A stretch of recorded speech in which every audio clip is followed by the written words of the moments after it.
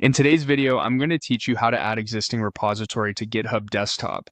If you've already got a repository hosted online and you want to manage it locally with GitHub Desktop, this walkthrough will get you set up smoothly and confidently. Start by opening GitHub Desktop on your computer. Make sure you're on the latest version so the interface looks and behaves as expected. With the app open, head to the File menu at the top left. From there, choose Close Repository. This simply closes whatever project you currently have open and takes you back to the main view where you can bring a different repository into the app. It doesn't delete anything, it just resets the workspace so you can select what to work on next.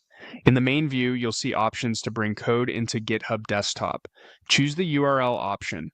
The URL view is designed for cases where you already know the address of the repository you want to work with. It's especially handy when a colleague shares a link or when you've copied the repository address from a hosting page. You'll also notice provider choices. There's an option for GitHub Enterprise, which is used by organizations that host a private GitHub server.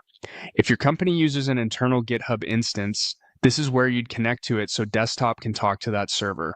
For most personal and open source projects, you'll be working with github.com, which is the standard public hosting service. Switch to github.com when that's the appropriate source for your repository.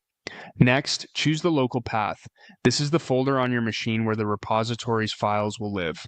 Pick a location that makes sense for your workflow, such as a dedicated projects or code folder. If you're working with large projects, placing them on a drive with plenty of space can save you time and headaches. It's best to select an empty or purpose-made folder to avoid mixing unrelated files with your repository. When you're satisfied with the destination, click Clone.